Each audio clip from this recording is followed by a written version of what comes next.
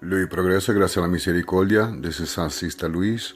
I'm doing a second video on what we call in Puerto Rican Espiritismo Criollo, Puerto Rican Espiritismo Folclórico and Sance as the Cuadro Espiritual. This is the second video. If you have not seen the first video, please go through my YouTube page and look it up. This is the second part of the Cuadro Espiritual. Cuadro Espiritual means the spiritual frame. These are the spiritual guides that pertain to your Cuadro Espiritual, to your spiritual frame. I'm sorry. Speaking English and Spanish sometimes is not very easy. But anyways, these are not, a lot of people confuse them as being those spirits of saints, being either Orisha or Loa. They are not. They are spirits who pertain to your spiritual frame. They are spirit guides. They help us in our daily life. Some are ancestral spirits. Some are spirits that, help us in a certain function in our life, whether it be divination, as would be my gypsy spirit, whether it would be healing, as would be my healer spirit. I enjoy dancing. Oh, if I have a few Cuba Libres, I could dance a good bachata and un poquito reggaeton. So that would be my española that comes through me when I have a few traguitos. I try not to do that often. But these are your spirits. Everyone has spirit guides. A lot of people think that, a lot of people ask, well, why do Puerto Ricans and Cubans and people from Venezuela and whatever it may be have such a plethora of spirits? Well, every individual has a group of spirits. A lot of people think, well, do I have an Indian spirit? Okay, Puerto Ricans are 65% of Taino blood. Okay, so yes, we as a people do have Indian blood. We have Indian ancestry, Native American, I should say, Taino Arawake ancestry. So we do have these spirits. Would you have a Native American blood? Let's say if you're from Australia, probably not. If you're from Europe and have never stepped foot in the Americas, probably not. If you're in Australia, you might have an Aborigine Indian spirit guide that I would not necessarily have. If you're from Europe, you might have I don't know, an ancient, let's say, Anglo-Saxon spirit that I might not have. It all depends on the region and not just the region from where you're from, but your bloodline, your roots, you as a human being, and the genetic makeup of who you are. Your Cuadro Espiritual is a spiritual DNA of who you are as a human being. So in Puerto Rico, yes, we do have African spirits. We do have Congolese. We do have Yoruba, because these slaves were brought to Puerto Rico. So many Puerto Ricans, especially Puerto Ricans who are Afro-Puerto Ricans, they do have Congolese spirits, and they do have espíritus negros y Yoruba. Many Puerto Ricans, again, are from Spain. They are from España. Not all, but many have Spanish blood. And so, yes, you might have a Spanish Indian blood. Some are, let's say, if you're from England and you never stepped foot in England, I'm sorry, if you're from England and you've never stepped foot outside and your answer, well, then you would have Anglo-Saxon. I know of a friend, he's Indian from India, and he lives in Scotland, so he would have Hindu spirits in his Cuadro Espiritual. So the Cuadro Espiritual really does pertain to a lot of who you are as an individual, who you are as a person. It represents your spiritual DNA. And each of these spirits has a function. A lot of people think they're saints, they're loas. They're not. They're folk saints.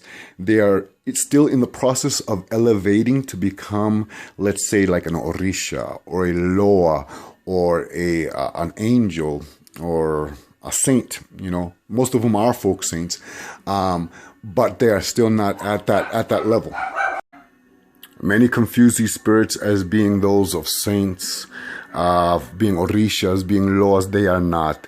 They are ancestral spirits that are here to guide you, that are here to protect you, that are here to give you guidance. Each one has a certain function. Each one has a certain goal. And their mission is to elevate. As they guide you, as they protect you, so shall they elevate in the spiritual realm, in the spiritual world. Our task as Espiritistas, as Sancistas, is to elevate our spirits. By elevating our spirits, we elevate ourselves. By elevating our ancestors, we elevate ourselves. Our soul becomes elevated. So these spirits have a function. It's a function that they work for us just as much as we work for them. Each one helps us in a certain aspect of life. Again, if you saw part 1 of my video, you have a healer guide that helps you in healing. Okay, if you have not seen my first video, please do go through my videos and find it. But you have this is Gregorio.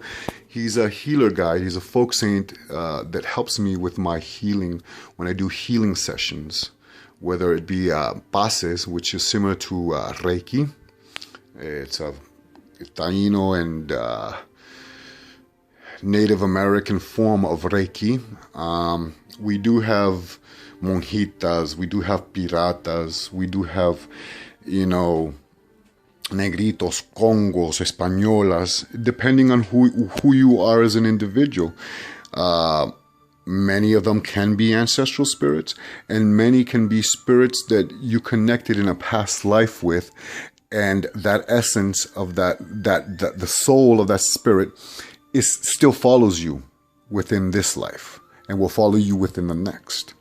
So they guide you, they protect you. Each one has a function. We have a spirit that helps us with divination. We have a spirit that helps us heal. We have a spirit that helps us to learn. It teaches us. A spirit that guides us. A spirit that often speaks to us through the voice of consciousness. We also have a plethora of negative spirits, just as much as we do have, you know, good spirits. I heard one person, a spiritista, say to me once that we have as many spirits in our Cuadro Espiritual as we have living cells within our body. So we can have millions and millions. And each of these spirits is a spiritual DNA of who you are as an individual. It makes you who you are as a person. They are never kept with images of saints. They're often kept in a separate altar. And each one, if you saw my first video, each one works with an orisha or a loa or a saint or an angel.